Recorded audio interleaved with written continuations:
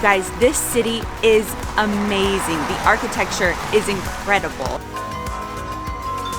He had it secretly built by only Italian artists.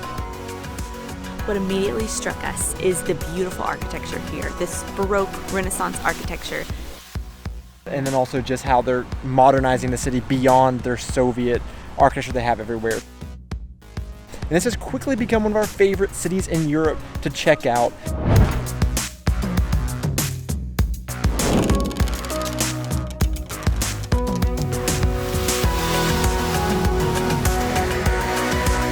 Hey guys, and welcome back to our channel. This is my wife Aubrey and I am Donnie, and we are two Americans currently living in Germany, sharing all of our experiences living here as well as traveling throughout Germany and Europe here on our channel. Today we have made it to Dresden, Germany, and so today we are going to do a free walking tour in just a little bit, but as you can tell it's kind of rainy, so we'll see how that goes today. So it may be a wet and cold day, but we've heard really good things about the city and we are really excited about checking it out, so it will still be a lot of fun.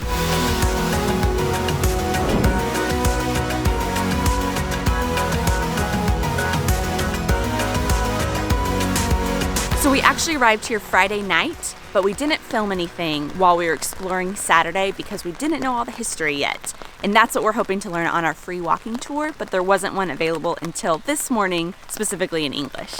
But yesterday we did get a chance to walk across the river to the new town.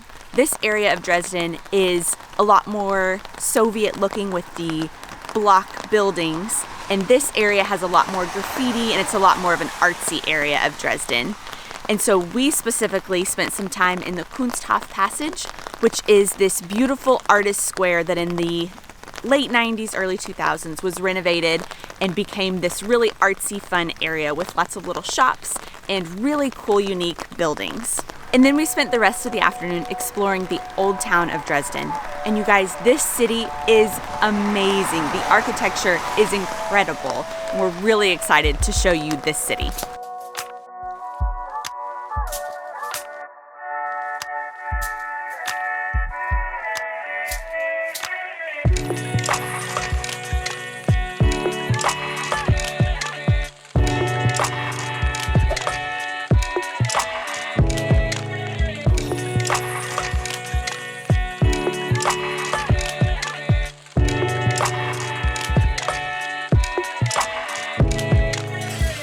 And if you guys don't know what a free walking tour is, a lot of European cities have these tours and they are literally exactly what they say they are. They are free walking tours and they offer them in all sorts of different languages.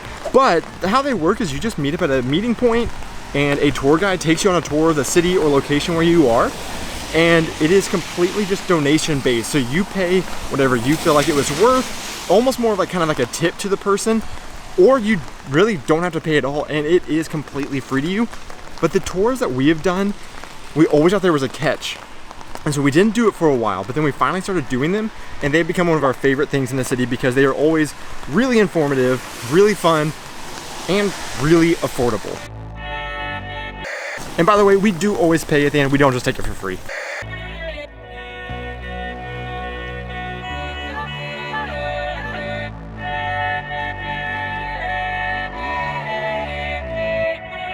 So luckily the rain has parted as the tour started, and it started right out in front of the opera house here, which our guide was telling us has been destroyed 3 different times through history through different means, including the World War II bombings and them taking it apart to be able to reconstruct some other buildings that were destroyed in the city during the bombings. But the tour is supposed to last about 2 hours, which will give us plenty of time to see a lot of the city.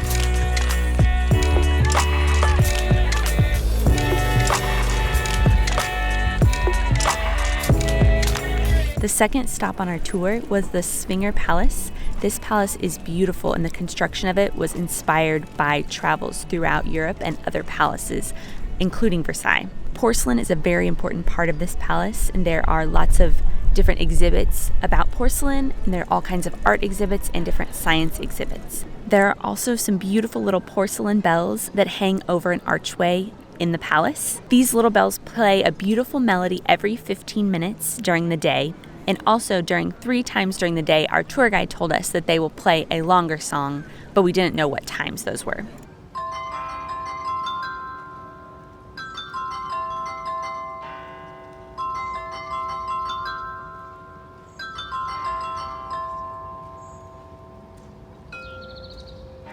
This palace was never a residence of anyone, but it was more of a place for parties and events. So here in the Zwinger Palace, we just had to explain to us that this back part of the palace actually wasn't originally supposed to be there, and this was open all the way down to the Elbe River.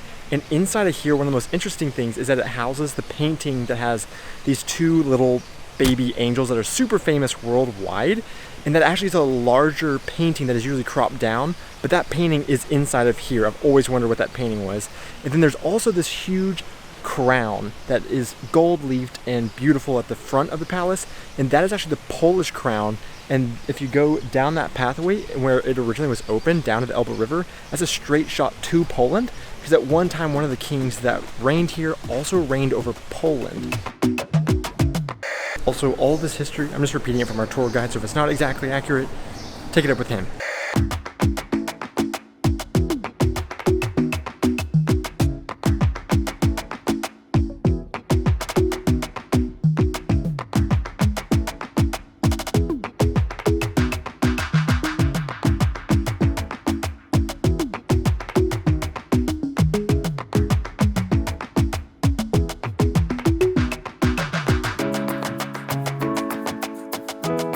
We also stopped at the Dresden Residence Palace. This is where August the Strong lived, and all of his jewels are now housed in an exhibit. August the Strong was famous for loving art, and he was given all kinds of different exotic arts from different rulers around the world. Many of these are housed in the Green Vault, and yesterday we really wanted to go see this, but we found out that you need a reservation to go see this exhibit, and it was sold out yesterday. So a tip is to get your tickets in advance before you go. Along an exterior wall of the residence palace is one of my favorite things that we've seen here in Dresden.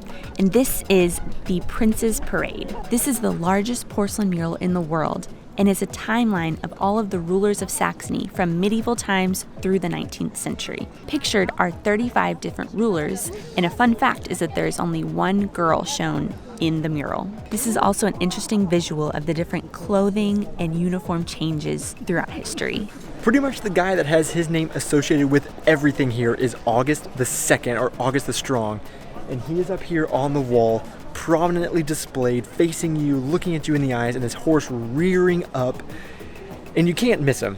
He is extremely important on this wall. But the other really interesting thing that's kind of hidden is a little detail where the horse's foot is stomping on a rose, which was the symbol of the Protestant church. Since he stomped on the Protestant church here and brought in Catholicism so he could become the king of Poland, that is how they represented that here in the portrait. Another really interesting fact about it is that it survived the bombings and the fires during the Second World War, and they had some tiles that they had to replace just from a little bit of damage, but it still is the original piece. So something that is really famous in Berlin and one of kind of the icons of the city, specifically East Berlin, are the Ampelmännchen, which are the little figures on the crosswalks that were specific to East Germany, and they have kind of like the little top hats and everything. But something that I honestly didn't really realize until a little bit, not too long ago, but I especially see it here now that we're in East Germany, is that's just like an East German thing. It's not specific to Berlin. It's not just specific to that city. And so we see all those around here, along with the Ampelmännchen, which is the little girls as well, and they really give the city a lot of character, and it's really cool to see around here.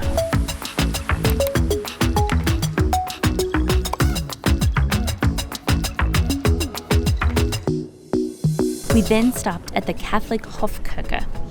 August the Strong was the first prince-electorate to become Catholic in order to be king of Poland. His son, August III, secretly had this Catholic church built here in Dresden.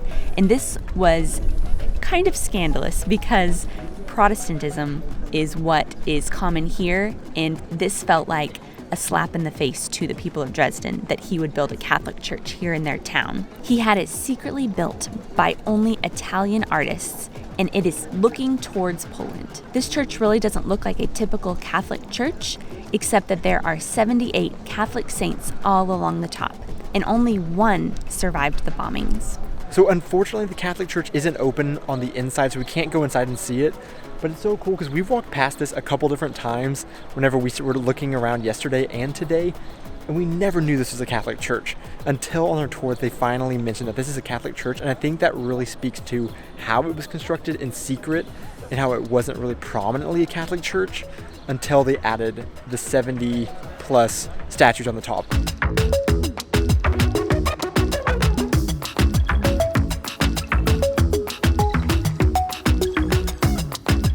The next stop was a huge communist propaganda mural. This was created in 1968 and is on the biggest theater in Dresden called the Culture Palace.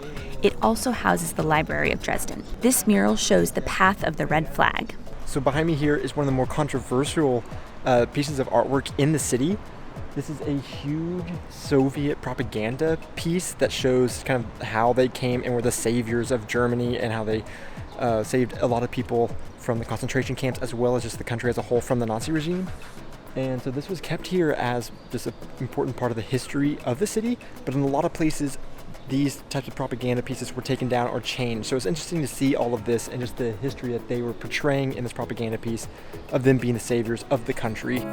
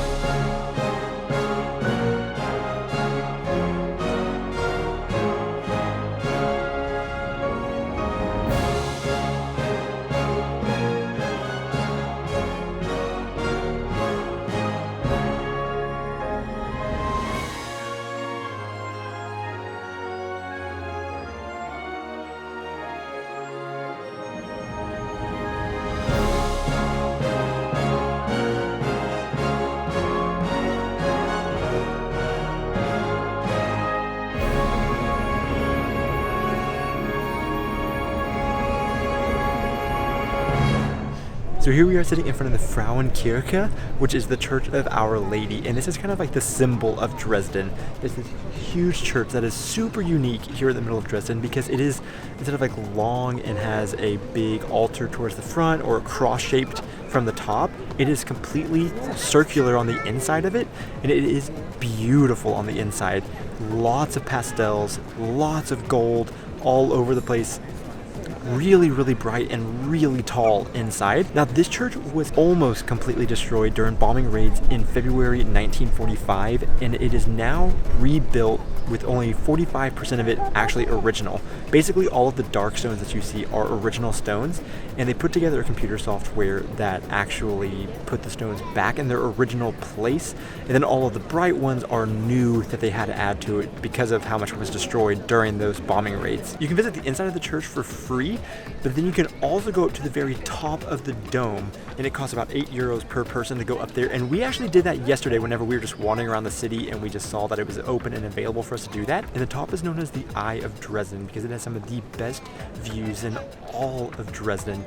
You get total 360-degree views all around the city, including incredible views of the Elbe River down below out in front of the church.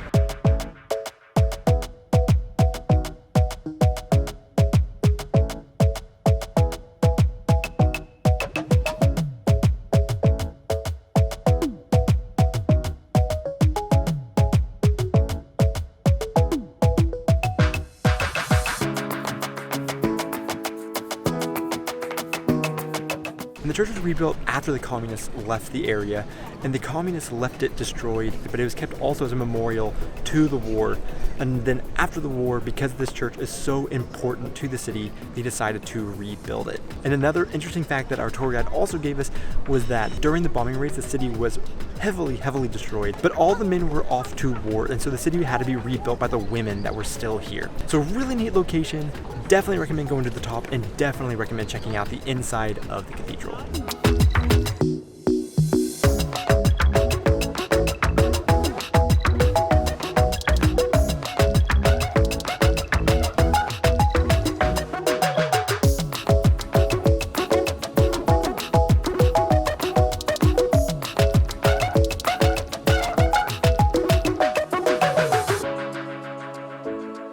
What immediately struck us is the beautiful architecture here, this Baroque Renaissance architecture. It's really pretty unique. We haven't seen a whole lot here in Germany, but it has been so fun just to look around and see all of the different architecture.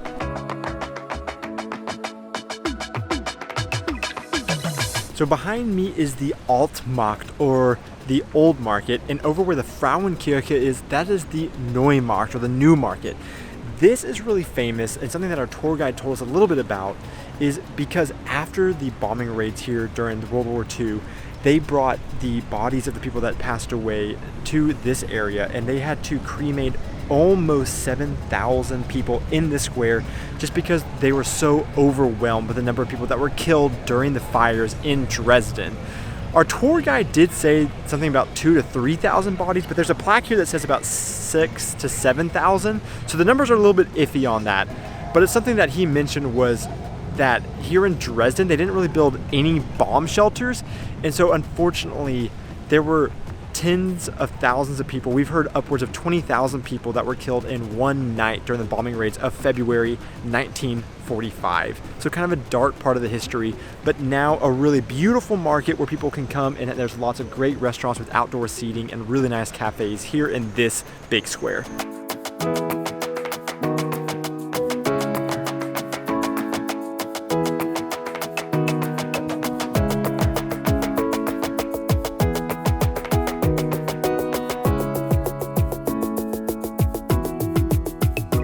That concludes our peek into our time here in Dresden. What we really loved about this city is just how diverse the different sections of it are.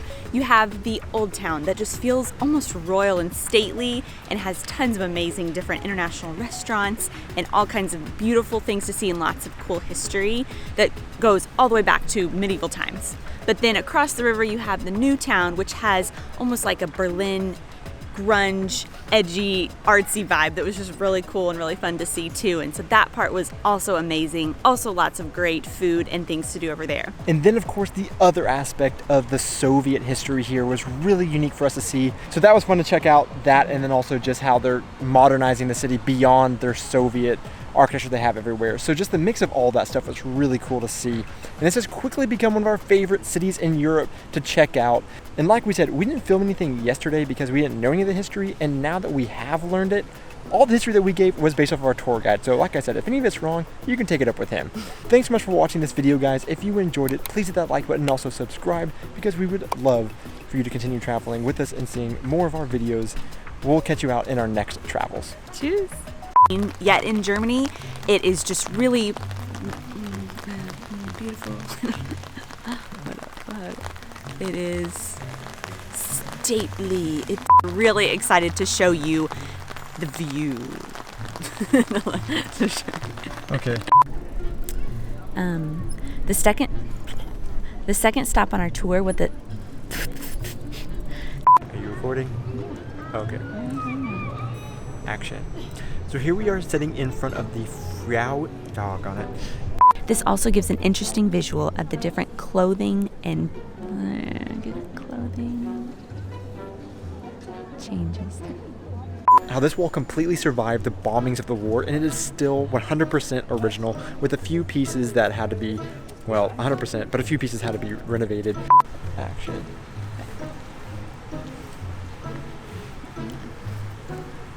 Hair. Okay. Okay.